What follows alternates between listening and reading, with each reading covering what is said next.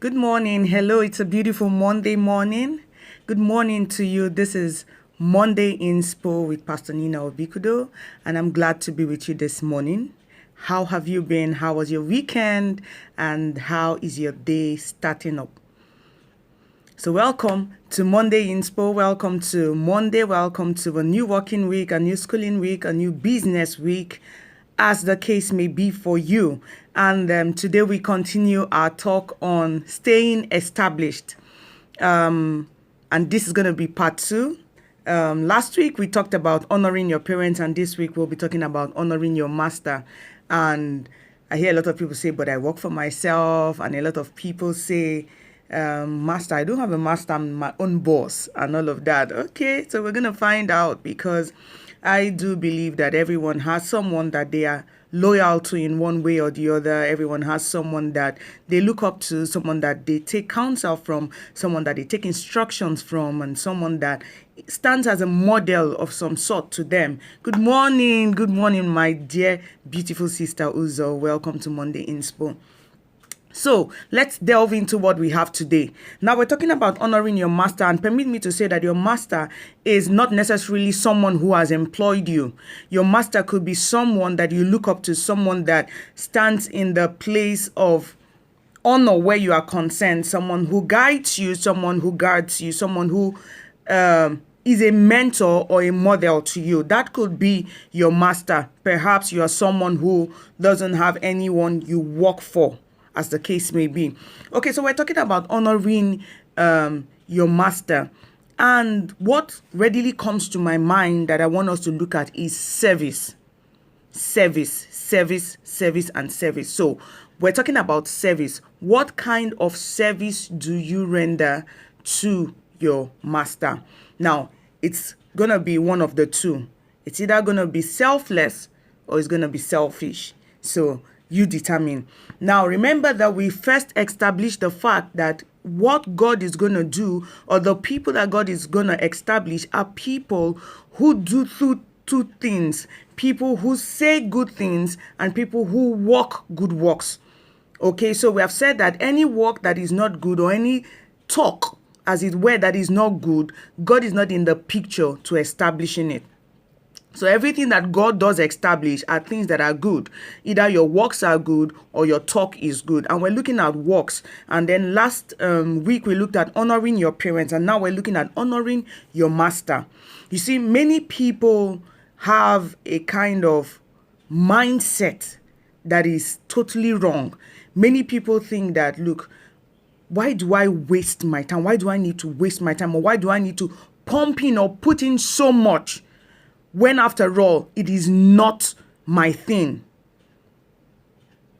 Okay? Some people feel like over the years, I've given so much, I haven't seen any result. Why do I bother? I rather save my strength, conserve my energy, conserve my thoughts and my ideas until I have what is mine, and then I can pump in all of those thoughts and ideas and what have you. Now, this is a very wrong mindset. It is something that will keep you stagnated in the place where you work or whatever you find yourself doing. It will make for your stagnation. Now, when you want to serve, the first thing that should come to your mind is that you're serving not because you want someone to see you, what we call eye service. You're serving because you know that it is required in stewards that a man be found faithful. So you know that you should be faithful in what you are doing. You know that you need to live in integrity. You know that what all these values are first going to be for your own benefit, are going to be for your own blessing, are going to show who you are and what you are made of first, before it even begins to show forth on the work or in the eyes of the person that you are working for.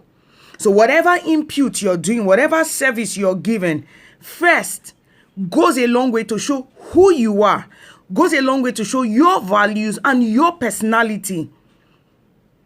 So many times what we're looking at is the person I'm serving, his character, his attributes, his level of understanding or appreciation for what I am doing. And trust me, I'm also guilty of that. But you see, what we need to do is focus more on the service that we are rendering and make sure that that service is good. And make sure that we're showing forth that we are people of integrity. We're showing forth that our values are good values, are positive values. Because the truth is, many times the reward for what you do doesn't really come from the quarter where you're looking out for it. Now look at a man like Joseph. Joseph was good. Joseph served his family well. Joseph served his brothers well. He had no ill thought towards his brothers. Everything he did was good. So you will expect that his brothers will honor him. You will expect that his brothers will reverence him. You will expect that his brothers will guard him, protect him, and do all manner of good things to him. And probably give him a reward as a brother that is being faithful, as a brother that is serving well, as a brother that is looking out for them, bringing food to them and all that. But no. It was the quarters where he expected help from that his pain came from. But you see, in the end, all of that worked together for his good. Now, his promotion came, but it didn't come from the quarters where he was expecting it to come from. So I think that what I've come to say to you is, do not focus on anybody. Do not focus on doing something because you have a reward you expect in mind from a particular person. Just serve your master diligently. Now, this master could be your parents. This master could be the person who has employed you in your place of work. This master could be the pastor in your church. This master could be the people who have catered for you. Maybe not your biological parents, but there are people who are standing as parents over you. There are people who are standing as mas and sas, as you call them, over you. There are people who are standing as lords over you, as you call them. There are people who you take counsel from. You need to serve them diligently. And if you are employed, please serve diligently as well. Because if you need to be established, if you want to get your own place someday, the records will speak for you. What will speak will not be your length of time you have spent there, but how well you have served. So you find that some people have labored and labored and labored, in quotes, in a particular place for a number of years, but they are still on the same level. But some other people get into that place, and after 1 month, 2 months, there's a lifting for them. And you're wondering, I've been in this place for so many years, but nothing has happened. It's not about how long you've been there. It's about how diligent you have served in the place where you are. So what makes for your establishment is selfless service. What makes for your establishment is diligence in service.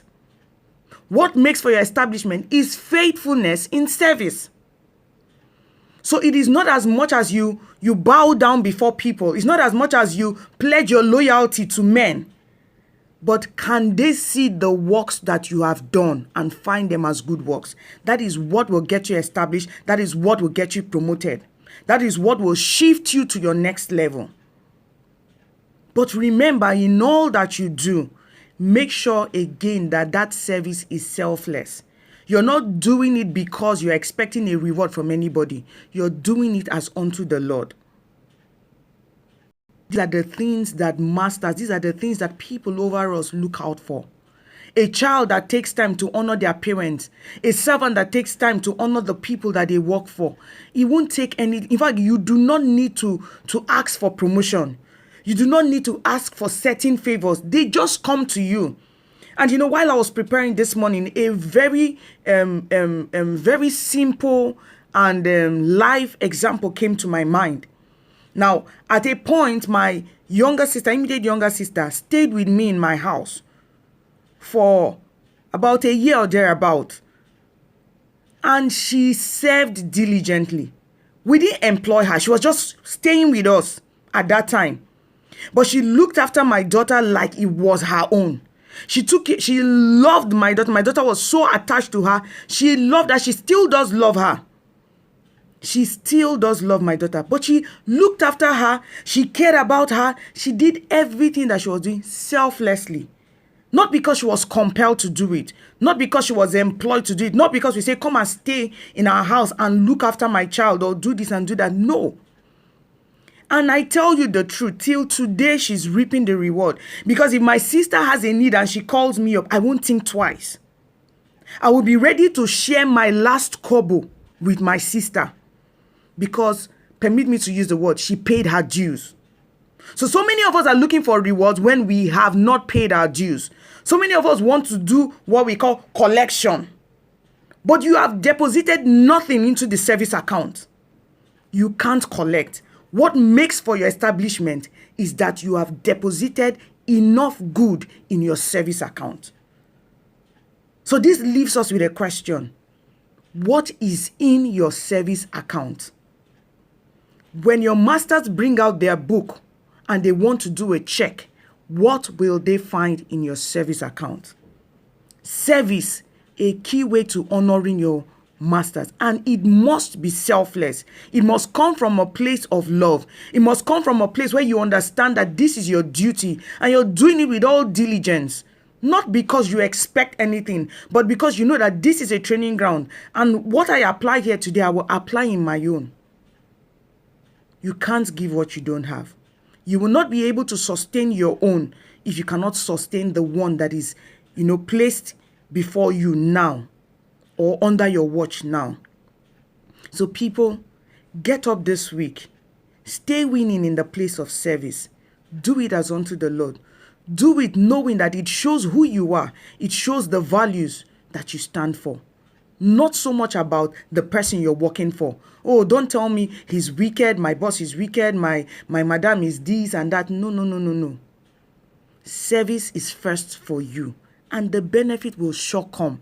It may not come from the people or the quarters where you expect it, but trust me, there are so many eyes watching. There's so many clouds of witnesses watching, and your reward will not elude you. So stay winning this week in the place of service. God loves you, so do I. God bless you.